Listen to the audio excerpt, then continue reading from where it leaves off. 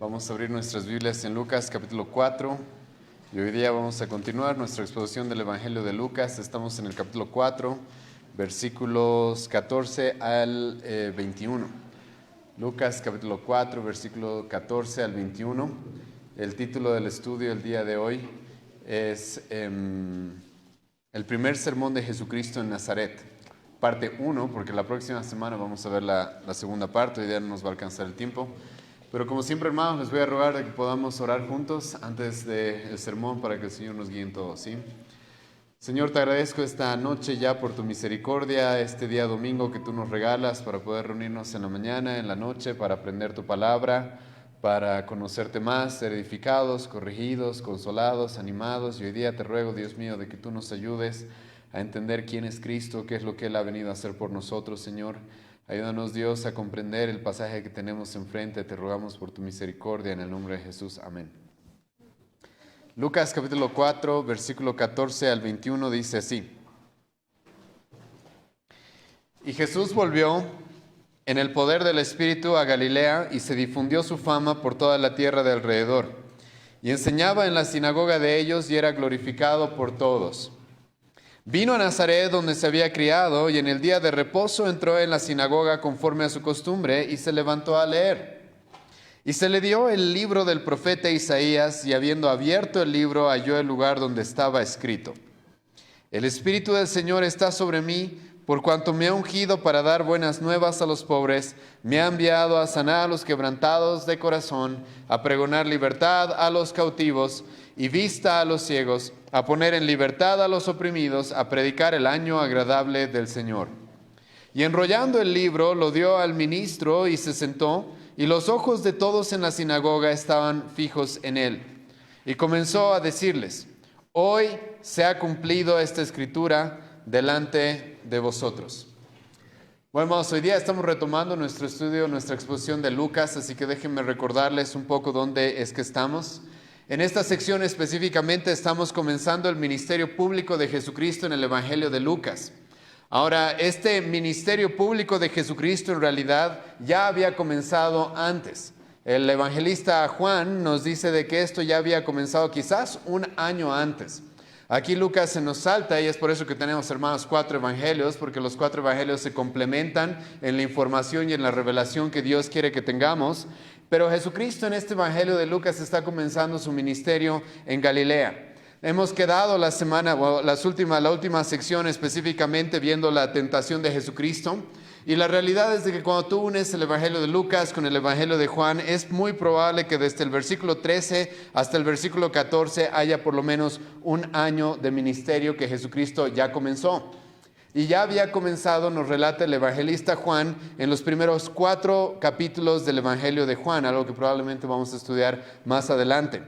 En el Evangelio de Juan nos encontramos con Jesucristo en Judea. Nos encontramos con Jesucristo llamando a sus primeros discípulos. Nos encontramos con Jesucristo después de haber asistido a las bodas de Canaán en un pequeño viaje al norte. En el Evangelio de Juan se nos presenta la primera purificación del templo que Jesucristo va a hacer. Él va a hacer 2. Una de ellas está en el Evangelio de Juan, la segunda está al final del Evangelio de Lucas. También en el Evangelio de Juan se nos relata de que Jesucristo estaba siendo seguido por muchas personas, pero no porque verdaderamente hayan creído en Él, hayan entendido quién es Él, sino lo seguían por los milagros. Eso es lo que Juan nos dice en el capítulo 3 de su Evangelio. Ahí también nos encontramos con el encuentro de Jesucristo con Nicodemo, y así también nos encontramos en el Evangelio de Juan con Jesucristo viajando a Samaria. Y es probable que después de que Jesucristo viajó a Samaria, es el relato que el evangelista Lucas nos va a presentar acá, específicamente lo que sucede después. Probablemente el pasaje que tenemos enfrente es un paralelo directo de lo que dice Juan capítulo 4, versículo 45. Yo se los leo, que dice: Cuando vino a Galilea, los galileos le recibieron, habiendo visto todas las cosas que había hecho en Jerusalén en la fiesta, porque ellos también habían ido a la fiesta. Y como vamos a ver, comenzando esta sección, esto es lo que va a pasar con Jesucristo. Él está viajando al norte, Él está en Judea, Él está viajando a la región donde Él vivió probablemente por 30 años por lo menos, y es bien recibido. Entonces Lucas nos presenta aquí el contexto de donde nos encontramos, y es de que Jesucristo está en Galilea. Después de que Él ha sido tentado, después de que Él ha sido bautizado, después de que Él ya ha comenzado a hacer milagros, después de que Él fue tentado por Satanás en la sección anterior, el evangelista Juan nos da aquí una referencia al Espíritu Santo diciéndonos qué es lo que estaba sucediendo con Jesucristo. Versículo 14, Lucas comienza diciéndonos, y Jesús volvió en el poder del Espíritu a Galilea.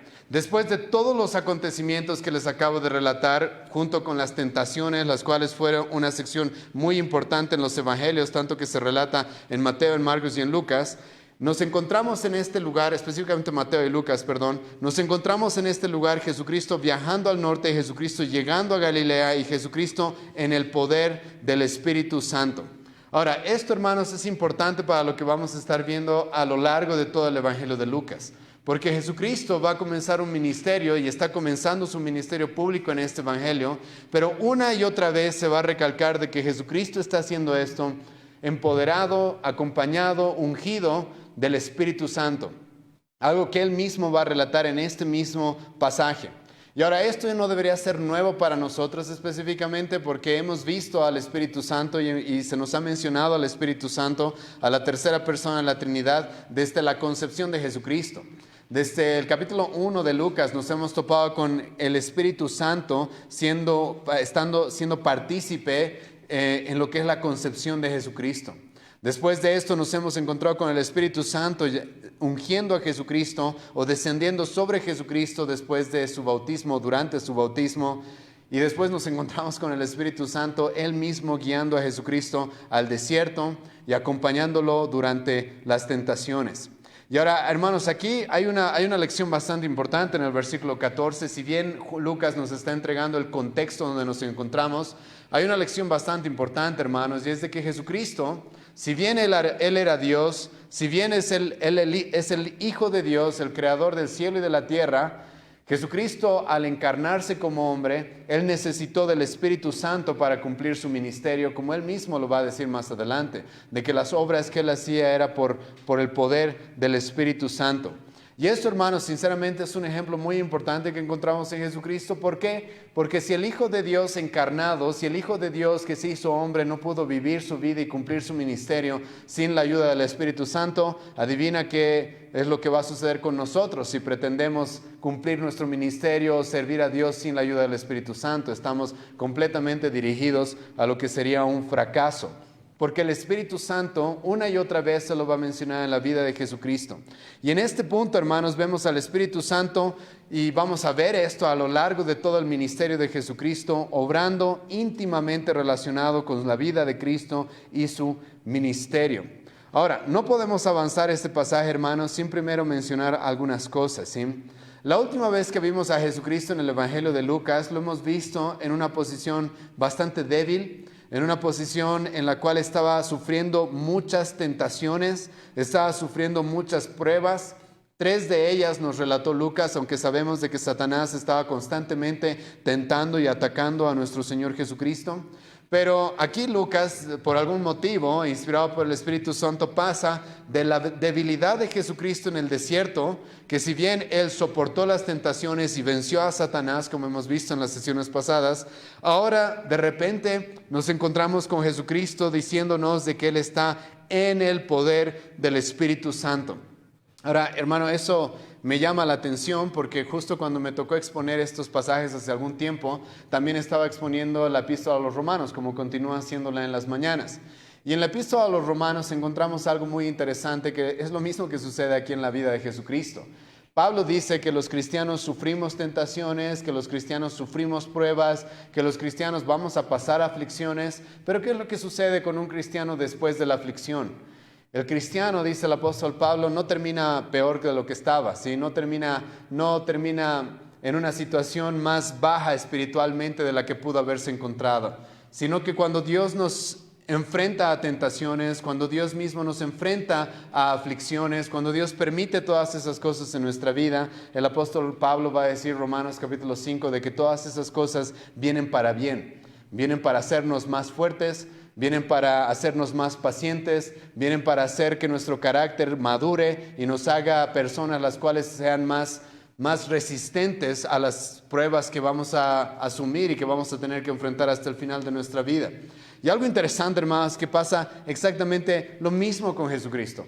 Jesucristo acaba de pasar, según el Evangelio de Lucas, tentaciones, acaba de pasar momentos de debilidad, acaba de pasar un desierto, pero después de pasar eso, nos encontramos con Jesucristo empoderado en el poder del Espíritu Santo.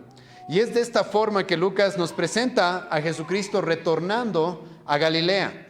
¿Y por qué digo retornando a Galilea? Porque Jesucristo, como ya he mencionado, Él vivía en Galilea. Si bien Él nació en Belén, en la región de Judea, la Biblia nos muestra claramente de que Jesucristo vivió por lo menos toda su infancia y parte de su edad adulta en Galilea, en Nazaret de Galilea. Escucha cómo dice el versículo 14, y Jesús volvió en el poder del Espíritu a Galilea, y volvió a Galilea, y se nos dice de que Jesucristo estaba siendo conocido por toda la tierra de aquella época. Jesucristo había ya adquirido cierta fama, es por eso que es muy claro de que algo sucedió entre el capítulo 4, entre el versículo 13 del capítulo 4 y el versículo 14, todo lo que vemos en el Evangelio de Juan. Y se nos dice que Jesucristo volvió como alguien famoso, alguien reconocido por la gente, alguien reconocido porque Él ya había hecho milagros, alguien muy, muy popular, porque el Evangelio de Juan mismo nos dice de que Él estaba recibiendo más discípulos que los que estaba recibiendo Juan el Bautista, algo que iba a ser envidiosos a los discípulos de Juan el Bautista, los cuales todavía no habían entendido cuál era la misión de Juan el Bautista. También se nos dice en este pasaje, versículo 15, de que Jesucristo estaba enseñando en las sinagogas. Entonces estaba volviendo a la región donde Él había vivido, estaba volviendo a esta región con una popularidad que antes no había tenido. Jesucristo estaba ya enseñando en las sinagogas, y probablemente muchas sinagogas. En la región de Galilea se nos dice de que probablemente existían por lo menos 240 ciudades en esa región del norte. Y la realidad es de que probablemente en cada ciudad existía una sinagoga. En aquella época y desde el cautiverio babilónico en el Antiguo Testamento, los judíos, al no tener templo, se dedicaron a formar pequeñas sinagogas en diferentes regiones. Es más, era necesario que solamente hayan 10 hombres o 10 familias en una región para que se pueda fundar una sinagoga. Y se nos dice que Jesucristo está yendo o está ya en Galilea, está enseñando probablemente mucho, está enseñando en las sinagogas, está disfrutando de cierta popularidad. Incluso el versículo 15 nos dice de que está siendo alabado por las personas. Escucha cómo termina el versículo 15. Y enseñaba en las sinagogas de ellos y era glorificado por todos. Ahora, este recibimiento no se mantendría por mucho tiempo. Este recibimiento, esta alabanza que Jesucristo está recibiendo específicamente en este momento, sería algo que no duraría mucho. Incluso en este mismo pasaje, la próxima semana vamos a ver de que Jesucristo va a predicar un sermón e inmediatamente la gente lo va a querer matar. Pero hay varias cosas, hermanos, características de este pasaje que son muy importantes de que nosotros reconozcamos, y es por eso que el evangelista Lucas nos está dando todo este contexto. Jesucristo está en el poder del Espíritu Santo, viajando a Galilea con mucha fama, siendo alabado, enseñando. Y ahora en el versículo 16 se nos presenta una región que para nosotros es muy conocida, pero para aquella época no era para nada conocida. Era Nazaret. Nazaret, ya hemos mencionado en sesiones pasadas, era una ciudad despreciada, era una ciudad insignificante. Incluso en el Antiguo Testamento no se la menciona. El Talmud judío tampoco menciona a Nazaret. Josefo, uno de los grandes historiadores judíos, tampoco menciona a Nazaret. Nazaret era una región muy, muy despreciada. Incluso en algún momento hemos mencionado de que Nazaret era el lugar donde vivían los despreciados de los despreciados, porque los de Galilea ya eran despreciados por los judíos de Jerusalén, y los de Galilea despreciaban a los de Nazaret por ser una región muy insignificante. Probablemente ese lugar no tenía más de 300 habitantes en la época de Jesucristo, pero lo que sí sabemos y estamos muy seguros es de que Jesucristo, como ya lo he mencionado varias veces, creció en este lugar. ¿Cómo sabemos esto? Porque ya hemos visto de que Jesucristo fue concebido en el vientre de María, y María pertenecía a Nazaret, la cual había sido desposada con un hombre que se llamaba José, el cual también vivía en Nazaret. Es de ahí que nosotros sabemos de que Jesucristo vivió gran cantidad de su vida, es más, la mayor parte de su vida en Nazaret. Y ahora, este es un detalle muy importante, hermano, porque Jesucristo está en presencia de personas que lo conocían. Jesucristo está en presencia de sus amigos más cercanos probablemente. Jesucristo está en presencia de sus vecinos. Jesucristo está en presencia y va a estar en presencia de personas que lo habían conocido durante toda su vida. Es por eso que en el versículo 22 de este mismo capítulo, la gente se va a preguntar, ¿acaso no es este el hijo de José? Nosotros lo conocemos, sabemos quién es este hombre y se van a sorprender por lo que Jesucristo les estaba diciendo. Entonces Jesucristo no solamente va a Galilea, sino que va al lugar donde Él creció. Y en el versículo 16 se nos dice de que estamos en un día especial en este momento, porque estamos en el día de reposo. En el día de reposo, versículo 16, vino a Nazaret donde se había criado, y en el día de reposo entró a la sinagoga como le era costumbre, dice el evangelista Lucas. Varias cosas que mencionar acerca de este pasaje, hermanos, de este versículo 16 específicamente. Uno, Jesucristo estaba cumpliendo el cuarto mandamiento, ¿sí? El cuarto mandamiento era un mandamiento el cual Jesucristo mismo cumplió por nosotros. Él estaba descansando en el día de reposo, pero en el día de reposo, como los judíos entendían, no solamente era un día para descansar, sino era un día para conocer, para pasar tiempo con el pueblo de Dios y para ser instruidos en la palabra de Dios. Y entonces Jesucristo nos dice este relato de que como tú y yo, en el día de reposo, en nuestro caso el día domingo, estaba yendo a la sinagoga. Y esto nos dice el evangelista Lucas de que era su costumbre, era su costumbre. Ahora, ¿qué se hacía en la sinagoga? Sinceramente algo no muy distinto a lo que nosotros hacemos en la iglesia. Era un lugar en el cual se leía la escritura, era un lugar en el cual se oraba, era un lugar en el cual a veces se cantaban ciertos salmos y era un lugar en el cual se tenía un sermón. Se leía la escritura y se tenía una disertación acerca de lo que se había leído. Y en el día de reposo, Jesucristo va a la sinagoga como le era costumbre.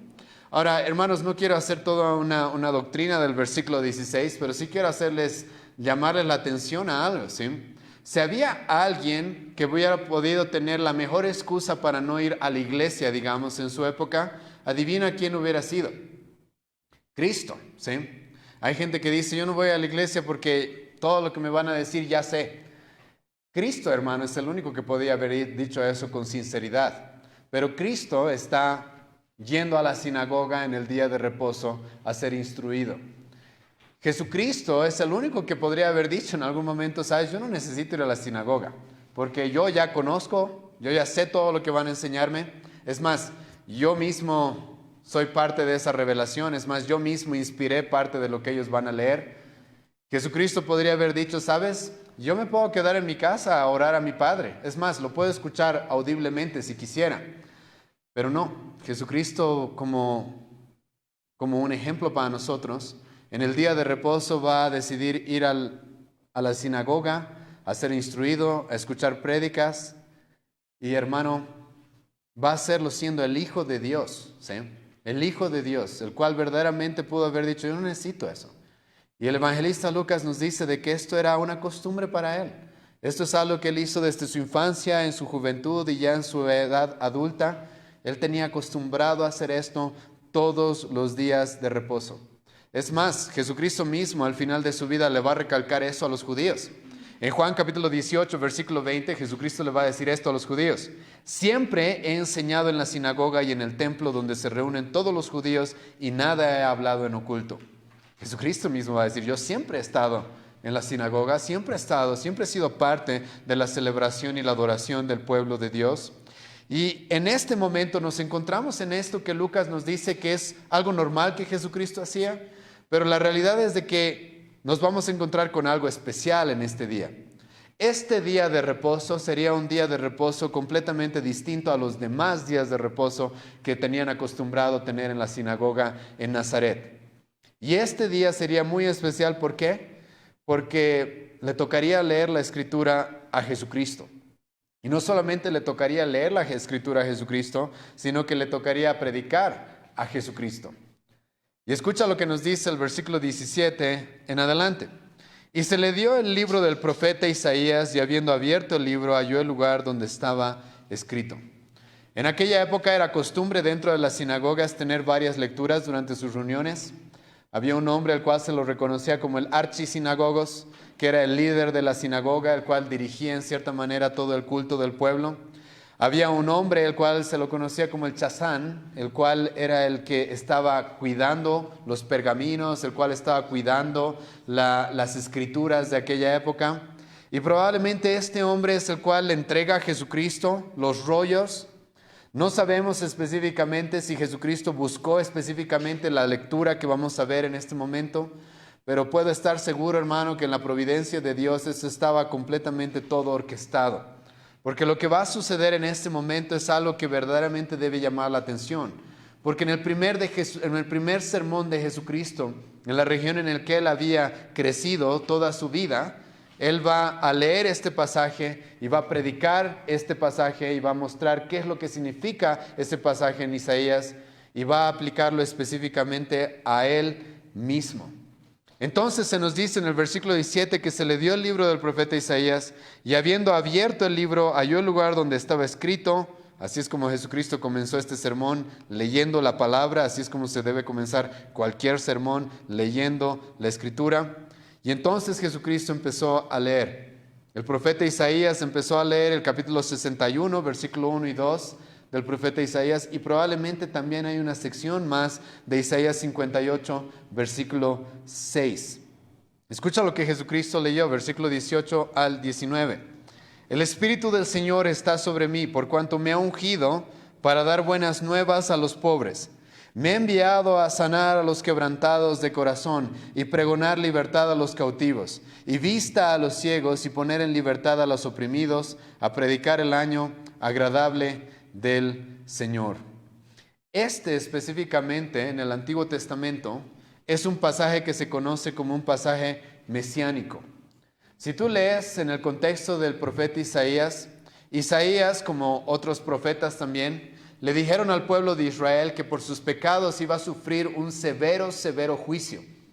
Le dijeron al pueblo de Israel de que ellos iban a ser conquistados por otras naciones y verdaderamente iban a sufrir por los pecados que habían cometido en contra de su Dios. Pero los profetas no solamente iban a darle el mensaje de juicio al pueblo, sino que lo que también iban a hacer es darles un mensaje de esperanza. Y la esperanza en todos los escritos de los profetas en el Antiguo Testamento tienen un enfoque. La esperanza es de que iba a llegar alguien. La esperanza es de que iba a llegar alguien el cual, a pesar de sus pecados, a pesar del juicio, a pesar de la condena que merecían, Él los iba a librar. Él los iba a salvar. Este mensaje específicamente en el capítulo 61 y el capítulo 58 de Isaías es un pasaje mesiánico en el cual el profeta Isaías le da esperanza al pueblo de Israel a pesar de sus circunstancias, y la esperanza está de que un hombre iba a llegar a salvarlos, de que el pecado, el juicio y la condena de parte de Dios no iba a ser para siempre, porque Dios, como lo hizo y lo hemos estudiado varias veces, desde Génesis Dios había prometido a alguien que nos salve. Y este pasaje es bastante interesante porque Jesucristo lee este pasaje que está hablando de sí mismo. En este pasaje nos encontramos con algo que a mí me llama la atención, porque Cristo va a predicarle a sus amigos, a sus parientes, a sus vecinos, acerca de Él mismo. Pero ¿sabes qué es lo que Cristo va a hacer? Va a usar las Escrituras para predicar acerca de Él mismo. Jesucristo va a agarrar las Escrituras y va a usar las Escrituras, como Él mismo le va a decir a los judíos que son las Escrituras las que hablan de Él. Hoy día lo que vamos a ver, hermano, es específicamente eso, de manera particular eso. Y entonces Jesucristo lee este pasaje y lo primero que tengo que hacer es explicarles qué es lo que Jesucristo está leyendo. Y comienza una vez más en el versículo 18, Jesucristo leyendo que el profeta Isaías dijo, el Espíritu del Señor está sobre mí. Una vez más tenemos una mención del Espíritu Santo acá. Y esto es un detalle sumamente importante, muy importante. No sé si se acuerdan, pero cuando hemos hablado de Juan el Bautista, hemos hablado de que Juan el Bautista había recibido una revelación especial de parte de Dios. Vayan conmigo al Evangelio de Juan, capítulo 1, versículo 33. Y esto, hermano, es muy importante, ¿sí? Porque en la historia de la humanidad se han levantado muchas personas que han dicho ser el Cristo. Se han levantado muchas personas diciendo que son el Mesías. Pero la Escritura claramente muestra que el Mesías tenía que cumplir ciertos parámetros para ser reconocido como el Mesías. No era suficiente con que simplemente diga, yo soy el Mesías, sino que había varias cosas que debían cumplirse en él. Una de esas es específicamente lo que a Juan el Bautista Dios mismo le reveló, y es de que este hombre, el cual iba a ser el Mesías, el Salvador, debía recibir el Espíritu Santo sin medida. Escucha capítulo 1 de Juan, versículo 33. Y yo no le conocía, pero el que me envió a bautizar con agua, aquel me dijo, sobre quien veas descender el Espíritu y que permanece sobre él, ese es el que bautiza con el Espíritu Santo. Dios mismo le había revelado a Juan el Bautista de que cuando el Mesías llegue iba a pasar algo. Iba de alguna manera a manifestarse de que el Espíritu Santo estaba sobre él. Y aquí tú empiezas a entender, hermano, por qué sucedió todo lo que vimos en el bautismo de Jesucristo. No sucedió simplemente para que sea un momento dramático o para llamar la atención, sino que el Espíritu Santo descendiendo en forma de paloma sobre Cristo, ese fue un evento sumamente importante. ¿Por qué? A Juan el Bautista se le había dicho de que en el que vea que sucedía eso, ese era el Mesías. Al profeta Isaías 700 años antes se le había dicho de que esa iba a ser la característica del Mesías, de que iba a ser un hombre el cual tenga el Espíritu Santo sin medida. Y eso el profeta Isaías no solamente lo dijo en el capítulo 61, sino también lo dijo en el capítulo 11 de sus escritos, versículo 2. Cuando habló del Mesías, el profeta Isaías dijo, y reposará sobre él el Espíritu de Jehová. Entonces Jesucristo aquí simplemente les está leyendo lo que el profeta Isaías dijo que iba a suceder con aquel que verdaderamente era el Mesías. Iba a recibir el Espíritu Santo. Y ahora este recibimiento del Espíritu Santo es lo que se conoce, hermanos, como la unción de Jesucristo. El haber sido ungido. Y esto es clave.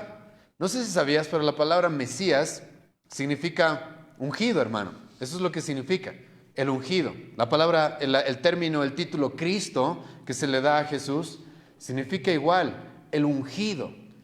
Pero la pregunta es, ¿haber sido ungido con qué? La respuesta es que él había sido ungido con el Espíritu Santo. Él como nuestro representante, Él como nuestro Salvador, Él como el Rey, profeta y sacerdote que toda la escritura del Antiguo Testamento mostraban que debía llegar a salvar a su pueblo. Una de las características que debía tener era esta. Él debía ser ungido por el Espíritu Santo. Es por eso que Jesucristo mismo, cuando habló de Él, a los judíos les va a decir, Juan capítulo 10, versículo 36, de que el Padre mismo lo había santificado. El Padre mismo lo había ungido. El Padre mismo lo había apartado para una labor. Y eso, hermano, tiene que ver con la obra del Espíritu Santo en Él, que era una obra especial que no se había visto antes en nadie. La forma en la que Jesucristo recibió el Espíritu Santo de manera pública, la forma en la que se presenta en el Nuevo Testamento a Jesucristo siendo completamente lleno del Espíritu Santo, eso es un evento, hermano, completamente especial y particular para el Mesías. Algo que no se va a repetir con otras personas de la manera que se repite en Jesucristo. De manera en general, todos los cristianos ahora tenemos el Espíritu Santo. Pero nadie recibió al Espíritu Santo de la forma en la que Jesucristo lo recibió, en presencia del último profeta del Antiguo Testamento, Juan el Bautista, y como un cumplimiento de lo que los profetas habían dicho en el Antiguo Testamento, de que Él recibiría el Espíritu Santo sin medida.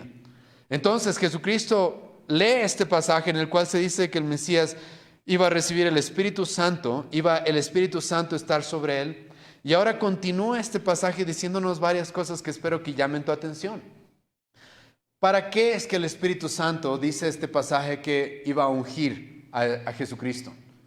¿Para qué es que el Espíritu Santo iba a estar sobre Jesucristo? ¿Para hacer milagros quizás? La verdad es de que sí, Jesucristo va a hacer milagros por el poder del Espíritu Santo. Mateo capítulo 12, Jesucristo mismo dice eso.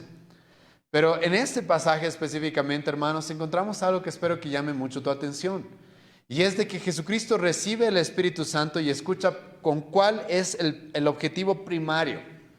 El objetivo primario es para que predique. El objetivo principal por el cual Jesucristo recibe el Espíritu Santo, si bien es una prueba de que Él es el Mesías, esa capacidad, ese poder que iba a recibir a través del Espíritu Santo, tenía la intención de capacitarlo para que Él sea un predicador. 3 veces en este pasaje se hace referencia a Jesucristo como un predicador. Escucha una vez más lo que se va a decir. El Espíritu Santo está sobre mí, por cuanto me ha ungido para dar, ¿qué? Buenas nuevas a los pobres. Me ha enviado a sanar a los quebrantados de corazón, a pregonar. La palabra pregonar es una palabra que hace referencia a alguien que predica, a alguien que enseña. Me ha llamado a pregonar libertad a los cautivos, vista a los ciegos, a poner en libertad a los oprimidos. Escucha el versículo 19, a predicar el año agradable del Señor. Inmediatamente después de que el profeta Isaías dice de que el Espíritu Santo reposaría sobre el Mesías, inmediatamente se nos dice para qué se reposaría el Espíritu Santo sobre él. 1, como he mencionado, es una prueba de que él era el Mesías. Y 2, es de que su misión más importante iba a ser predicar. Él recibe al Espíritu Santo específicamente para predicar buenas nuevas, para pregonar y predicar el año agradable del Señor. Y esto, hermano, es bastante llamativo, ¿sí? En un tiempo en el que las personas no soportan la enseñanza, en un tiempo en el que las personas se aburren con la predicación, en un tiempo en el que la gente está acostumbrada al entretenimiento y a los shows dentro de la iglesia, Jesucristo fue y recibió el Espíritu Santo para ser un maestro, para ser un predicador. Y si hay algo, hermano, que espero que llame tu atención cuando tú lees los evangelios, es específicamente eso. Tú vas a encontrar muchos milagros en los evangelios, hermano, pero los milagros no están para que tú te vuelvas fanático de los milagros. Pero si hay algo que la Biblia sí te va a llamar y te va a decir, sabes, obsesiónate con algo, es con lo que Cristo ha enseñado. Es más, es eso lo que va a suceder bastantes veces cuando Jesucristo esté alrededor de personas y de su mismo pueblo. Hemos estudiado con el pastor José el Sermón del Monte. ¿Qué es lo que sucedió inmediatamente? Jesucristo terminó el Sermón del Monte. La gente se sorprendió y va a decir, wow, nadie enseñaba como Él enseña, con esa autoridad. En el Evangelio de Juan, capítulo 7, las personas van a decir, nunca ha habido un hombre que hable como Él. Nunca ha habido un hombre que hable como Él. La gran comisión, Jesucristo mismo le dijo a sus discípulos, es ir y que ustedes vayan y les enseñen lo que yo les enseñé. Es eso lo que yo espero que les haya impactado y que haya dejado una marca en sus ministerios, le dice a sus apóstoles. Y es esa su misión, volver a repetir todo lo que yo les he enseñado. Y Jesucristo recibe el Espíritu Santo en este pasaje. El profeta Isaías dice de que el Espíritu Santo estaría sobre él, lo ungiría. ¿Y con qué propósito? Con el propósito de que predique, de que enseñe. Y ahora aquí entramos a un punto importante respecto a la predicación, un detalle importante, y es de que la predicación, hermano, la predicación cristiana y el ejemplo que Cristo mismo nos da de la predicación, no son simples palabras, no es simple retórica, sino que la predicación que verdaderamente trae frutos es la predicación que es hecha en dependencia y a través del Espíritu Santo. Cristo fue un predicador, hermano, y para poder predicar con eficacia, Jesucristo recibe el Espíritu Santo. Recibe el Espíritu Santo para poder predicar y llegar a todos estos cautivos y pobres y quebrantados de corazón, como nos dice el pasaje. Y eso es clave, hermano, que entiendan todos aquellos que están estudiando, se están formando para pastores. Porque la predicación nunca es simplemente retórica o nunca es simplemente palabras. La predicación, el apóstol Pablo va a decir, 1 Corintios capítulo 2, versículo 4, no es con persuasión de humana sabiduría, sino con el poder del Espíritu Santo. Y eso no significa, hermano, de que utilicemos maniobras para manipularte para que sientas algo. sino que la verdadera predicación como la que Cristo va a dar a través de los evangelios es la predicación la cual depende completamente de que el Espíritu Santo obre. Y el Espíritu Santo iba a obrar en Jesucristo de manera poderosa. ¿Para qué? Para que su mensaje sea escuchado, para que los muertos a través de su mensaje revivan, para que ojos sean abiertos, para que oídos sean abiertos, para que gente que estaba muerta en delitos y pecados despierte y pueda tener una nueva vida. Eso es lo que Jesucristo iba a hacer. Y la forma en la que Él iba a hacer esto es primeramente recibir al Espíritu Santo para predicar. Ahora la pregunta es, ¿qué mensaje predicaría Jesucristo? ¿Qué mensaje el Espíritu Santo lo guiaría a predicar? Quizás prosperidad, quizás autoestima, quizás superación personal. Escucha lo que nos dice de que Jesucristo iba a predicar. El primer término que se utiliza en el versículo 18 es por cuanto me he ungido para dar buenas nuevas. Buenas nuevas. Esto, hermano, es lo que nosotros conocemos como el Evangelio. El Evangelio. Jesucristo dice, yo voy a recibir al Espíritu Santo con el propósito de predicar el Evangelio. Con el propósito de predicar las buenas nuevas. ¿Qué son esas buenas nuevas? ¿Sí? ¿Qué son esas? ¿Cuál es ese mensaje? Que espero sinceramente que todos los que están en la iglesia y han venido por lo menos un domingo ya sepan cuál es ese mensaje, que es el que más nos interesa que todos comiencen. Ese mensaje es Cristo mismo. Jesucristo dice, a mí se me ha llamado para predicar las buenas noticias, y las buenas noticias tienen un mensaje, tienen un personaje central que es Cristo mismo.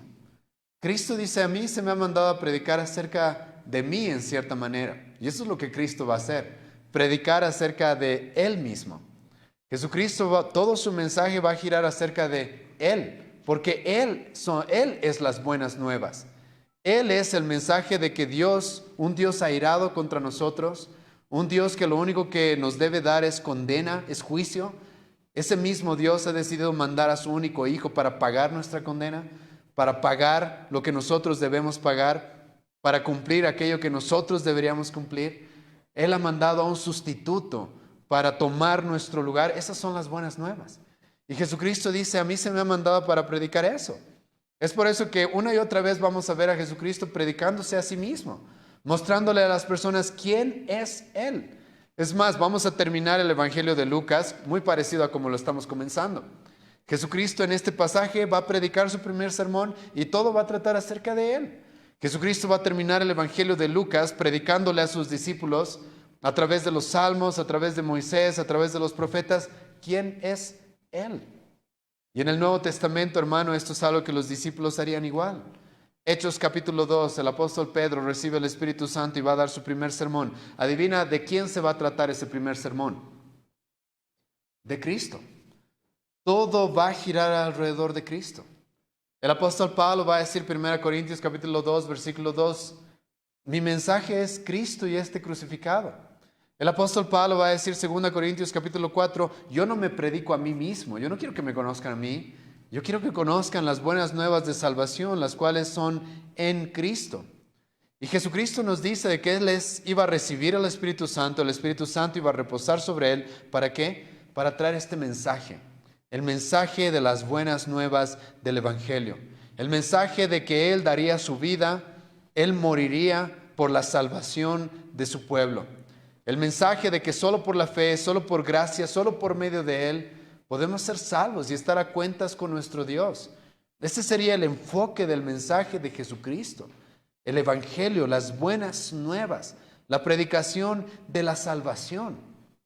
Y esto es Jesucristo comenzando a decirnos para qué el Espíritu Santo lo iba a ungir. Lo iba a ungir para predicar estas buenas nuevas.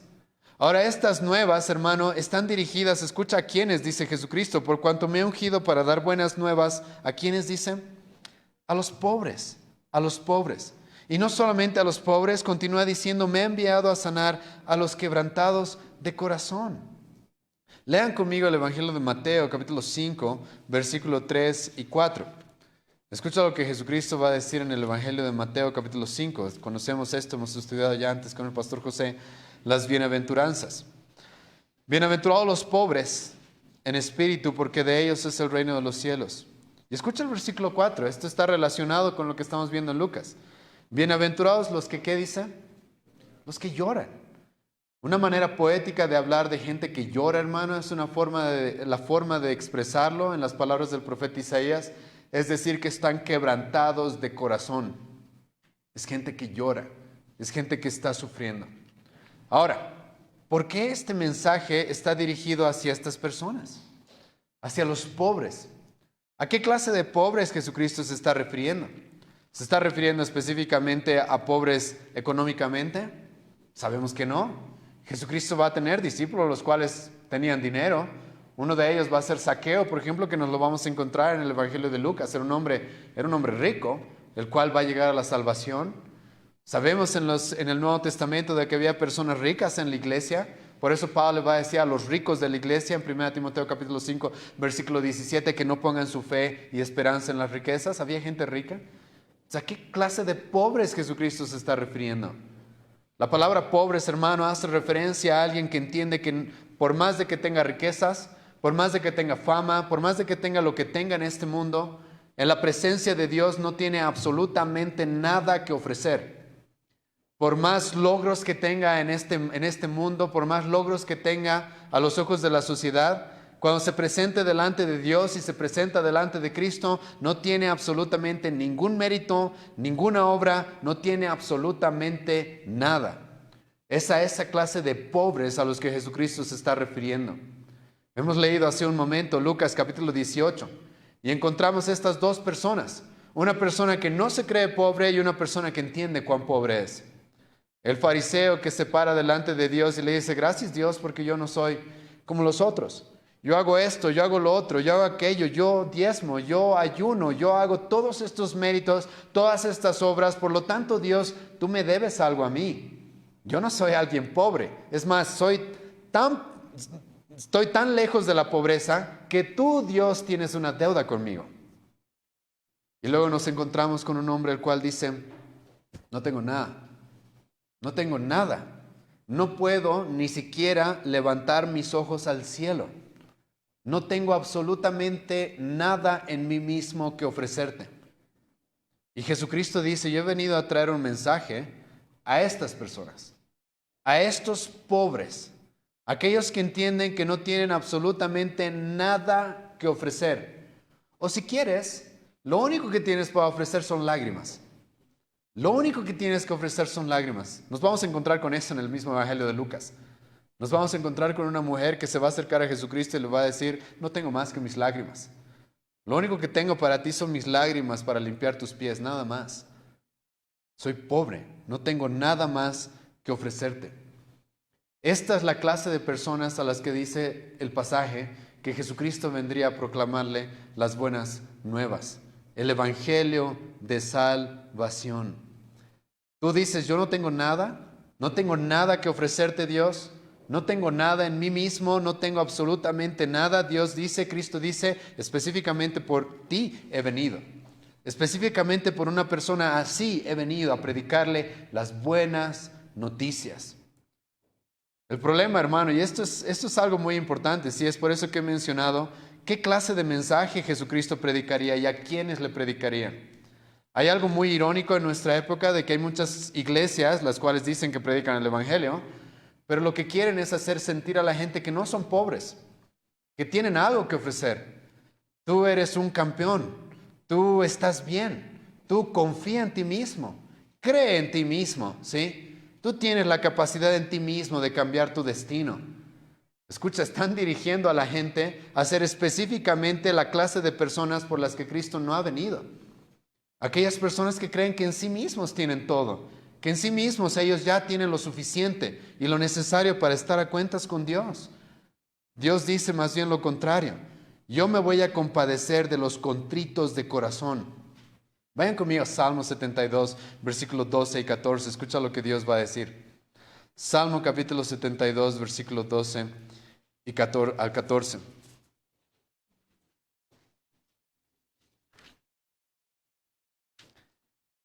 Porque Él librará, escucha a quién dice que va a librar, al menesteroso que clamare, y al afligido que no tuviere ¿quién le socorra? Ese es el pobre. Tendrá misericordia del pobre y del menesteroso y salvará la vida de los pobres. De engaño y de violencia redimirá sus almas, y la sangre de ellos será preciosa ante sus ojos. El profeta Sofonías, capítulo 3, versículo 12, va a decir lo siguiente: dejaré en medio de ti un pueblo humilde y pobre, el cual confiará en el nombre de Jehová. Este, hermano, es un requisito indispensable para aquellos que reciben el Evangelio. Si tú te crees rico, si tú crees que tú puedes por tu cuenta, si tú crees que estás bien, si tú crees que eres una buena persona, no eres apto para este mensaje. Porque Jesucristo ha venido a dar un mensaje a los pobres. ¿Es este el motivo, hermano, por el cual los judíos rehusarían recibir el mensaje de Cristo? ¿Es esto el motivo por el cual los judíos, 1 Corintios capítulo 1, Pablo va a decir de que el mensaje del Evangelio sería tropiezo para ellos? Porque los judíos estaban acostumbrados a lo que acabo de mencionar. Yo ya he hecho lo suficiente para ganarme el cielo. Yo ya he hecho lo suficiente para estar bien con Dios. Yo soy hijo de Abraham. Yo guardo esto, guardo lo otro. Yo cumplo todas las reglas. Yo ayuno, yo diezmo, yo ofrendo. Y van a odiar el mensaje de Cristo cuando Cristo les diga: no, un momento, muchachos, ustedes no tienen nada, no pueden salvarse a sí mismos. Ustedes no pueden salvarse a sí mismos. Con todas sus obras, con todos sus méritos, con todos sus logros, con todas sus credenciales en la sociedad, no sirve. Me necesitan a mí. Y hasta que no entiendan que son pobres, el mensaje del Evangelio no va a llegar para ustedes. El mensaje del Evangelio no va a tener ningún sentido a ustedes. Y nuestro pasaje nos dice específicamente, hermanos, eso, de que Jesucristo vendría a predicar este Evangelio, estas buenas nuevas, a los pobres. Y esto es importante porque el orgullo, y como el pastor José nos dijo esta mañana, Dios resiste a los soberbios y da gracia ¿a quién? A los humildes. El orgullo es uno de los grandes motivos y problemas por los cuales el hombre no quiere aceptar el Evangelio. Porque el Evangelio te dice: tú no tienes nada, necesitas completamente de otro que cumpla todo lo que tú no puedes hacer, que pague todo lo que tú no puedes pagar.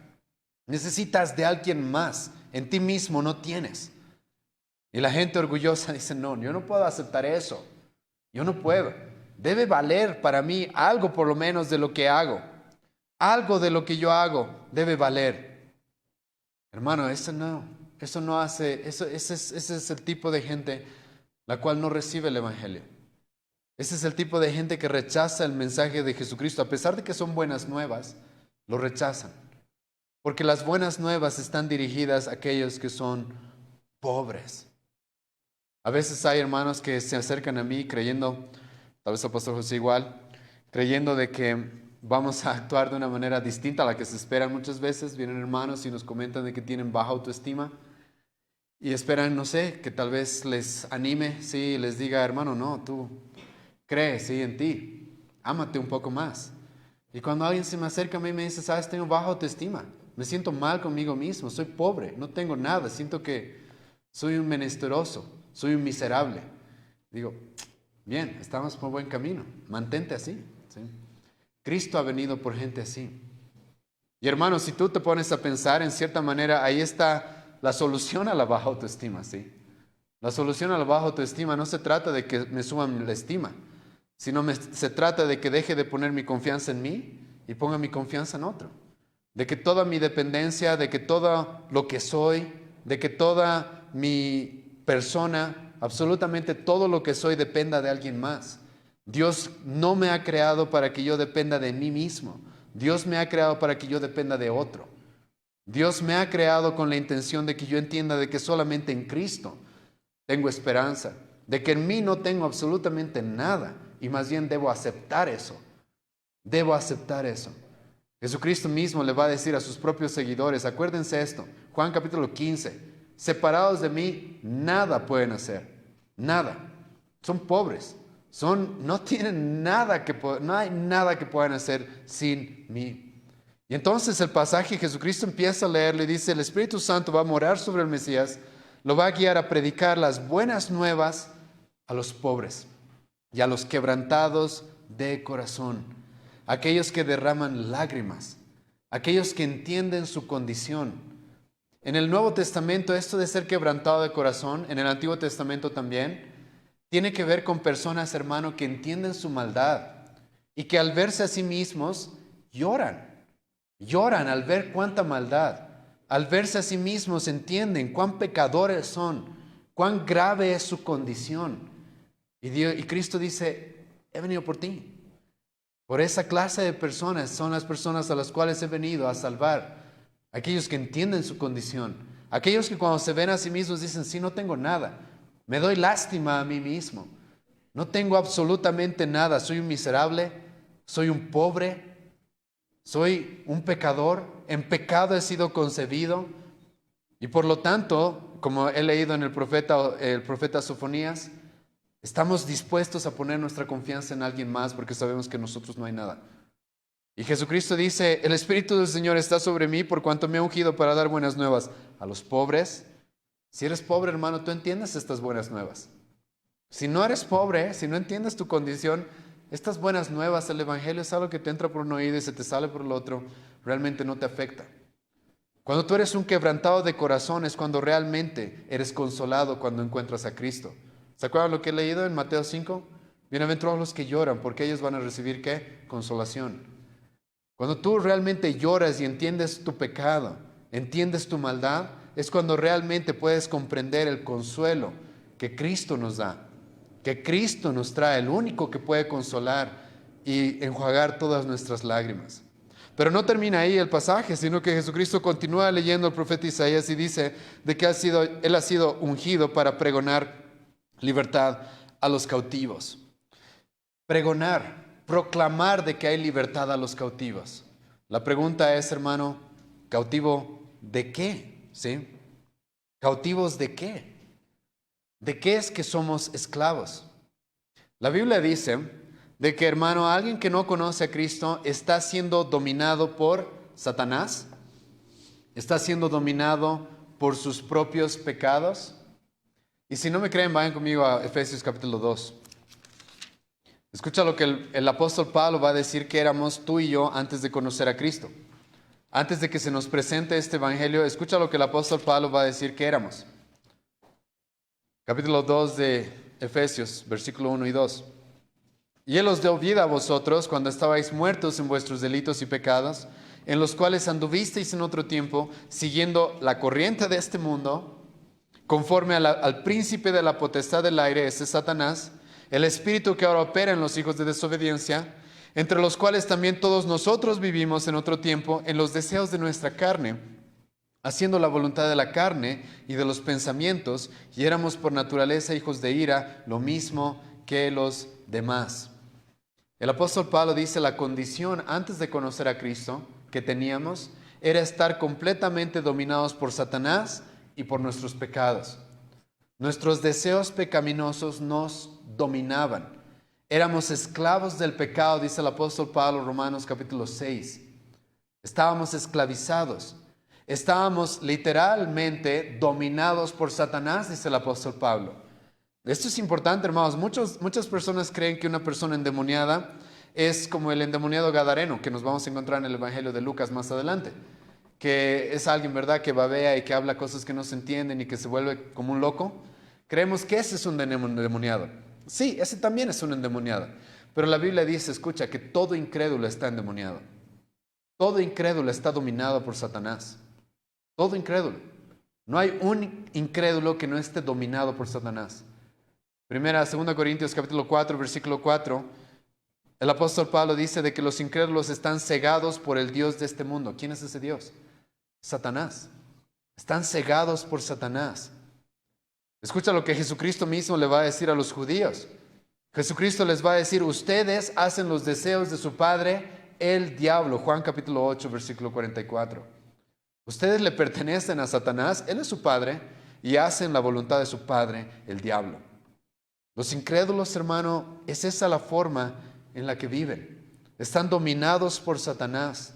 Están dominados por el pecado. Jesucristo dijo, Juan 8, versículo 34, todo aquel que hace pecado, esclavo es del pecado.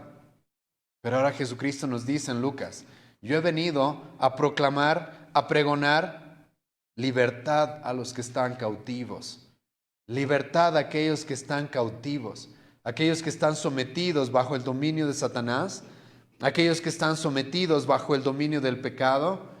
Yo he venido a proclamarles que hay libertad. Es posible que ustedes sean libres. A esas mismas personas en Juan capítulo 8 a las que Jesucristo les va a decir, ustedes están dominados por el pecado, ustedes están dominados por Satanás, Jesucristo mismo les va a decir, pero la verdad los puede hacer libres. Y luego Jesucristo va a decir, yo soy la verdad, yo soy la verdad. Escucha lo que va a decir el apóstol Juan, 1 Juan capítulo 3, versículo 10.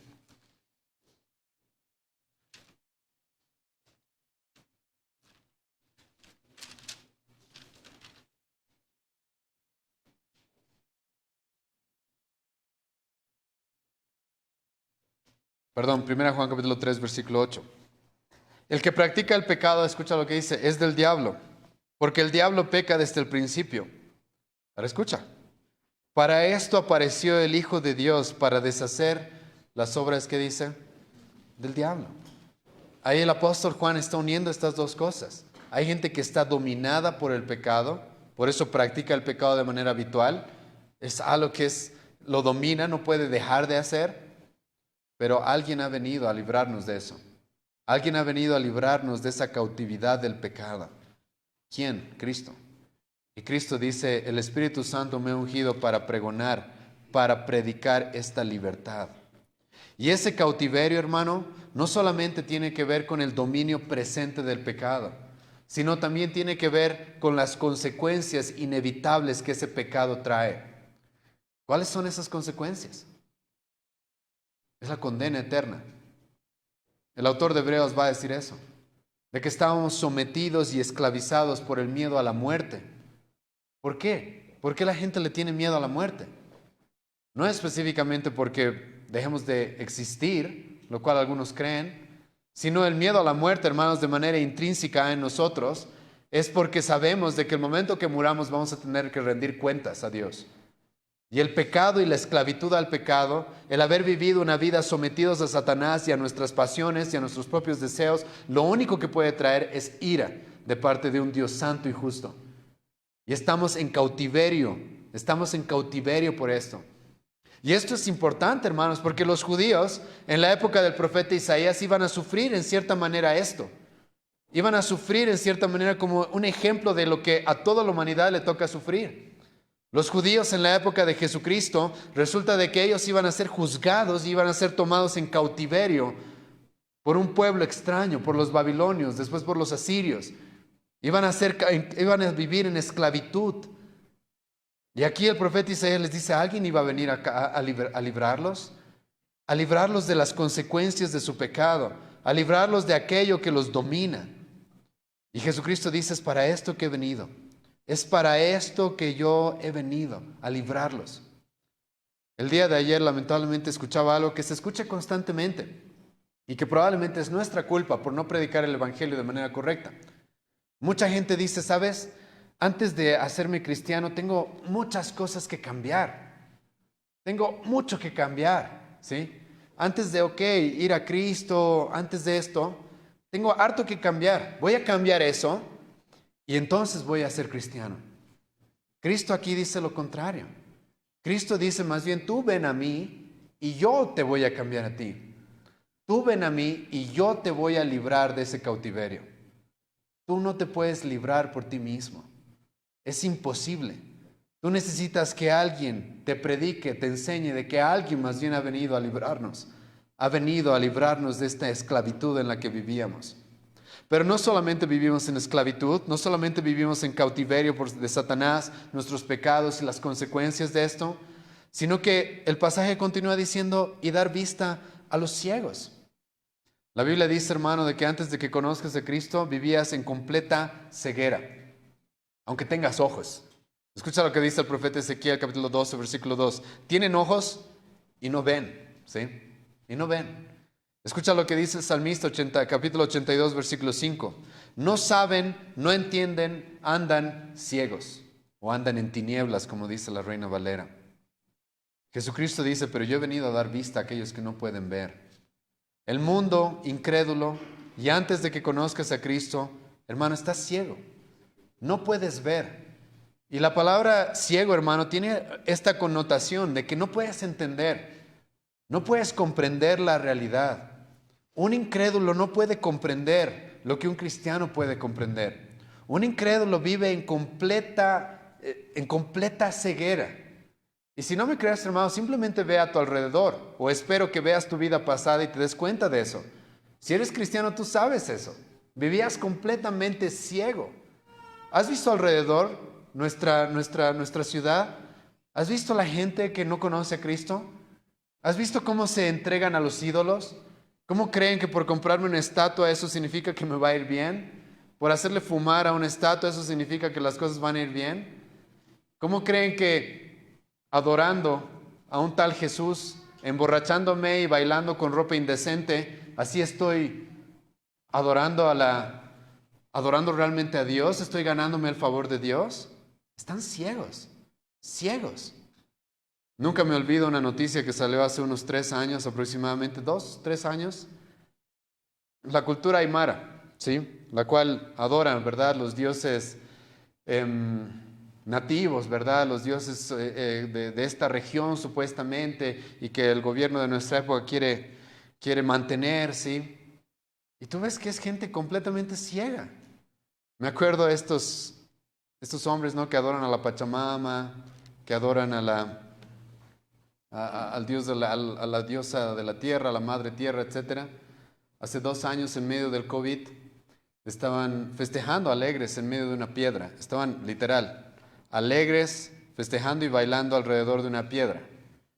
Y entonces vino, no sé de qué canal, creo que incluso era un canal internacional de noticias, a entrevistarlos, y les dijeron: ¿por qué están bailando en medio del COVID y en medio de todo esto a una piedra? Es que esta piedra tiene la cara de Homero Simpson. Y wow, la Pachamama nos ha bendecido de esa manera, ¿sí? Ciegos, completamente ciegos. ¿O no que tienes que estar ciego para creer algo así? Tienes que estar ciego, ¿sí o no? Tienes que no tener ningún tipo de entendimiento. Estás completamente en tinieblas.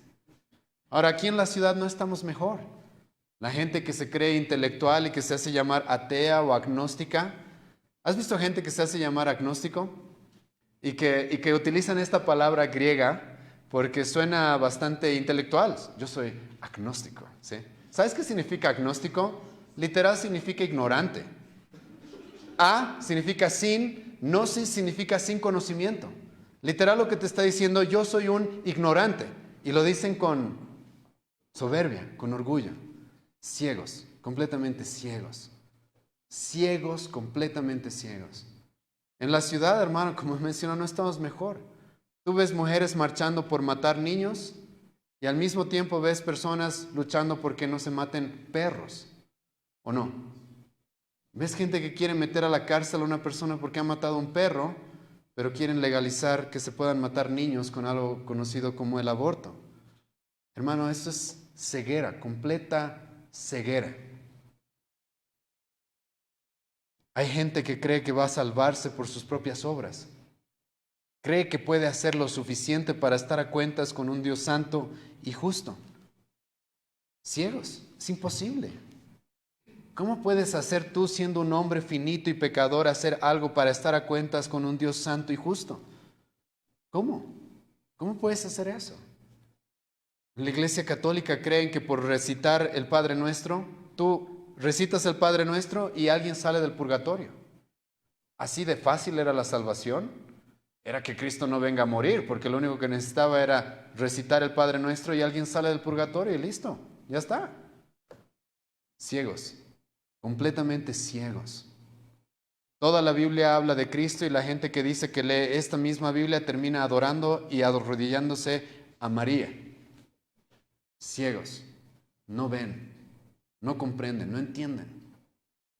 Y hermano, los incrédulos y todos nosotros hemos estado en esa misma condición. Jesucristo mismo dice, Juan capítulo 8, versículo 12, yo soy la luz del mundo. El que me conozca a mí, el que me siga a mí, no va a andar en tinieblas. La única forma de no andar en tinieblas es verdaderamente conocer a Cristo. Cuando tú conoces a Cristo es cuando tú empiezas a reconocer quién eres. Antes de conocer a Cristo tú creías que eras lo máximo quizás. Cuando conoces a Cristo empiezas a entender quién soy. Ves a Cristo y entiendes, ok, yo ya sé quién soy. Soy un pecador completamente miserable, sin ninguna opción y nada en mí mismo. Cuando conoces a Cristo puedes empezar a conocer a Dios. Sin Cristo no puedes conocer a Dios. ¿Sabías eso? No hay forma de que conozcas a Dios. En Cristo es que empezamos a conocer quiénes somos, quién es nuestro Creador, para qué hemos sido puestos en este planeta, en este mundo. ¿Cuál es mi propósito? ¿Cuáles son las cosas que tienen prioridades? ¿Cuáles son las cosas que no son tan prioritarias? Es en Cristo solamente en el que abrimos nuestros ojos a la salvación, a nuestra condición, a quién es nuestro Creador, a qué es lo que Él quiere de nosotros. Salmo 36, versículo 9 dice, en tu luz vemos la luz. En tu luz es que vemos la luz. Sin ti no hay luz. No hay forma de que nosotros veamos. No hay forma de que nosotros comprendamos. Y es por eso que tú, hermano, y no te parezca raro, ¿sí? De que la gente normalmente que no es cristiana, ahora no te estoy diciendo que los cristianos entendemos hasta la última palabra de lo que dice la Biblia, ¿sí? Pero comprendemos muchas cosas. Pero hay gente que simplemente lee y no entiende nada. Nada. Está leyendo, le puedes regalar una Biblia de lenguaje actual y la lee y no entiende nada. El apóstol Pablo va a decir, antes de ser cristianos y antes de que Cristo nos quite la venda, eso es lo que nos pasaba. Leíamos a Moisés y no podíamos entender. No podíamos comprender. No podíamos, simplemente no podíamos. Pero Cristo dice, el Espíritu Santo, Dios me ha ungido. ¿Para qué? Para que dé vista a los ciegos. Para que dé vista a los ciegos. ¿Estás ciego? Solamente hay uno que puede abrirte los ojos para que puedas empezar a ver.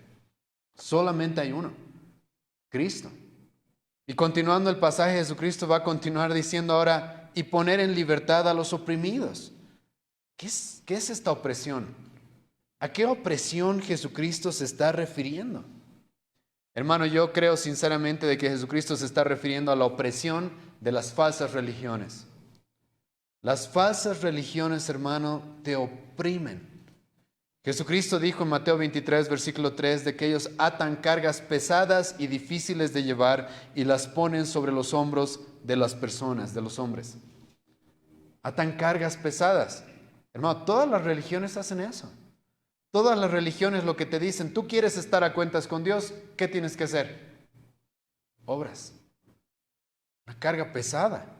Yo tengo que estar a cuentas con Dios. Obras. Obras. Obras, méritos, logros. Eso, hermano, es una opresión en la que la gente vive y ni se da cuenta.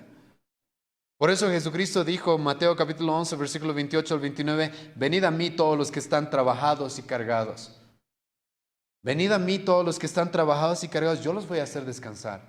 La falsa religión te oprime de tal forma, ¿por qué? Porque te hace creer de que tu eternidad depende de ti. Imagínate esa carga. Mi eternidad, mi salvación, donde yo vaya a pasar toda la eternidad, depende de mí. Pero cuando llegas a Cristo te das cuenta, no depende de mí. Toda esa carga se libera. En la época de la Reforma, uno de los grandes reformadores, Lutero, odiaba a Dios. ¿Sabías que Lutero odiaba a Dios? ¿Y por qué odiaba a Dios? Él odiaba a Dios porque estaba bajo la opresión de la religión católica. La religión católica que le decía que la salvación es por obras.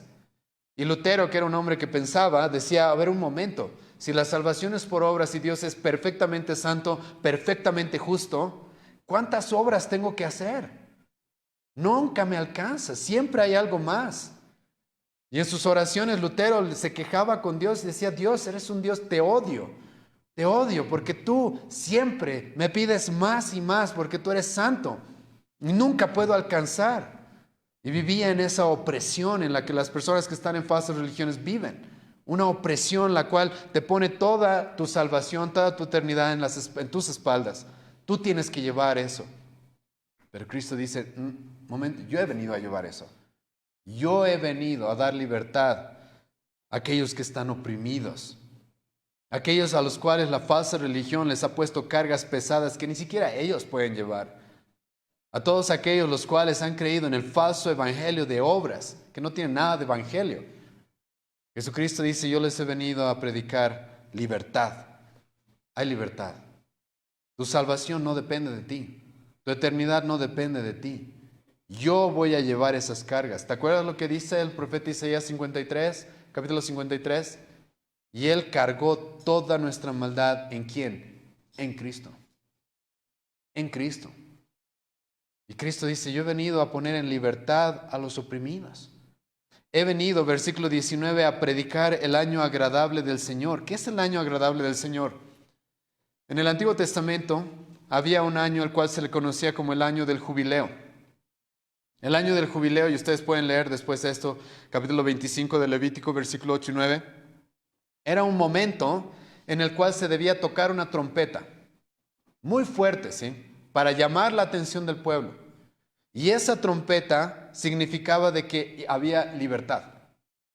Aquellos que eran esclavos debían ser libres. Aquellos que tenían deudas debían ser completamente liberados de esa deuda. Era el año del jubileo. Ese año del jubileo en el Antiguo Testamento, hermanos, solamente representaba, era un tipo de lo que Cristo iba a hacer. Cristo dice, ahora yo he venido a predicar el año agradable del Señor. Yo he venido a pregonar, a tocar esta trompeta por la cual ustedes pueden entender de que hay libertad. Tienes una deuda infinita con Dios, yo la voy a pagar. Tienes una deuda infinita con Dios, yo ya la pagué en la cruz. Tienes una deuda infinita con Dios respecto a su justicia, yo ya obedecí en tu lugar. Eres esclavo del pecado, eres esclavo de Satanás, eres esclavo de tus propios deseos, estás sumergido y oprimido en la falsa religión. Aquí estoy yo para librarte. Y Cristo dice, he venido a proclamar el año agradable del Señor. He venido a proclamar el año del jubileo en el cual los que son esclavos son hechos libres, completamente de sus deudas. Y Jesucristo dice, ahora yo he venido a predicar esto. He venido a enseñar esto. Y hermano, no sé si sabías, pero seguimos en el año agradable del Señor. Todavía tenemos oportunidad de ser libres completamente de nuestras deudas con Dios. Tenemos completamente la oportunidad de ser libres de la cautividad del pecado y sus consecuencias. Y entonces, hermano, Jesucristo lee esta sección del profeta Isaías y el versículo 20, escucha lo que nos dice. Enrollando el libro, lo dio al ministro, o al chazá, el cual agarraba los pergaminos, y se sentó. En aquella época los predicadores no se paraban como nosotros, sino que se sentaban. Más inteligentes que nosotros, hermanos. Cansa estar parado. Se sentaban y entonces la gente ya sabía, aquí va a comenzar el sermón. Y sí, hermano, el sermón recién va a comenzar. Y aquí es donde el sermón realmente comienza. Y Jesucristo nos dice el versículo 20, se sentó y los ojos de todos en la sinagoga estaban fijos en él, porque sabían. Ahora nos va a explicar el pasaje. Ahora nos va a explicar el pasaje. Y escucha lo que Jesucristo va a decir, versículo 21. Y comenzó a decirles, hoy se ha cumplido esta escritura delante de vosotros. Jesucristo les dice, están viendo el cumplimiento de todo esto. Esa libertad, esas buenas nuevas a los pobres, esa sanidad a los quebrantados de corazón, ese consuelo a los quebrantados de corazón, esa libertad a los cautivos, esa vista a los ciegos, esa libertad a los oprimidos, esa predicación del año agradable del Señor. Aquí estoy. Soy yo. Yo soy. Yo soy. De mí es que está hablando Isaías. Yo soy el cumplimiento de esta escritura. Hoy se ha cumplido la escritura delante de ustedes. ¿Qué les está diciendo a los judíos, hermano? Yo soy el Mesías. Yo soy el que han esperado por milenios. Yo soy el cumplimiento de Génesis 3:15. Yo soy el cumplimiento de las profecías. Yo soy. ¿Quieren libertad? ¿Quieren poder ver? ¿Quieren poder ser libre de la opresión, del cautiverio? ¿Quieren poder estar a cuentas con Dios? Aquí estoy. Yo soy las buenas nuevas. Yo soy la predicación del buen año del Señor, del año agradable del Señor, del año del jubileo. Yo soy el Mesías. Hermano, la gente comete un error sumamente grande cuando a Jesucristo simplemente le dicen maestro. Y hay gente que está dispuesta a decirle maestro. Jesucristo aquí le está diciendo a los judíos, no, no, no, yo no soy un maestro solamente. Él va a predicar, Él va a enseñar. Pero Jesucristo le está diciendo, yo soy el Mesías. Yo soy el Mesías. Aquí está el cumplimiento de las Escrituras. Yo soy el cumplimiento. En nadie más, hermano, van a encontrar algo así. Nadie jamás, hermano, se expresó de las Escrituras del Antiguo Testamento como Cristo. Cristo está... Yo no entiendo cómo los judíos en nuestra época dicen de que Cristo no dijo realmente ser el Mesías, porque aquí está es explícito. Jesucristo está agarrando el Antiguo Testamento y está diciendo, aquí está el cumplimiento.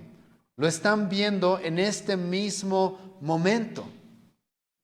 Ahora, lamentablemente los judíos estaban ciegos todavía. Y ellos no van a entender lo que Jesucristo está diciendo. Y eso es algo que vamos a ver a lo largo de todo el Evangelio de Lucas, de todo el Evangelio de Lucas. Lamentablemente los judíos van a pensar, ok, libertad de los cautivos, Cristo nos debe querer libertad de los romanos. No, Cristo se está refiriendo a un cautiverio más importante, a un cautiverio más profundo, a un cautiverio del cual depende nuestra vida eterna.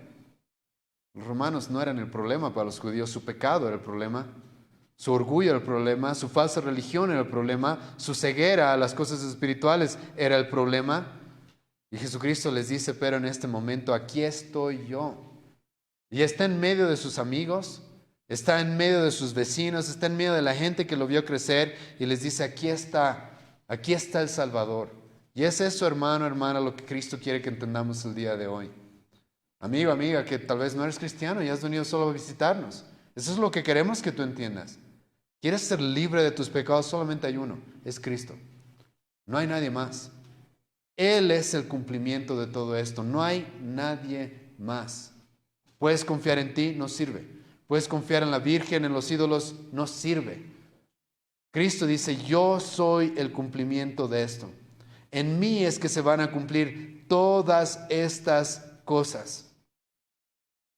Y hermanos, aquellos que somos cristianos lo hemos experimentado. Y espero que tú puedas analizar tu vida, porque los que somos cristianos hemos experimentado esto. Y seguimos experimentando esto. La libertad de nuestros pecados, la libertad de la falsa religión en la que vivíamos antes, la ceguera en la cual ya no estamos sumergidos, esas tinieblas las cuales no nos dejaban ver, ahora ya podemos ver y cada vez vemos más. Y esto, hermano, es gracias solamente a Cristo. En Él es en el que se cumplen todas estas cosas. Él es el Mesías. Pero este sermón, hermano, no ha terminado todavía. Pero lo vamos a dejar para la próxima semana. Vamos a orar, ¿sí? Te agradezco, Señor, esta noche por tu misericordia y porque hemos podido estudiar este pasaje en el cual tú mismo, Señor, te predicas a ti mismo. Te agradecemos, Señor, porque tú eres misericordioso con nosotros y nos ayudas a entender quién es Cristo, qué es lo que tú has hecho, qué es lo que tú has venido a hacer a este mundo. Y te pido, Dios, porque tú puedas abrir los ojos de mis hermanos y mis propios ojos, Señor, a lo grandioso, a lo precioso que es tu evangelio y a la necesidad que tenemos de ti.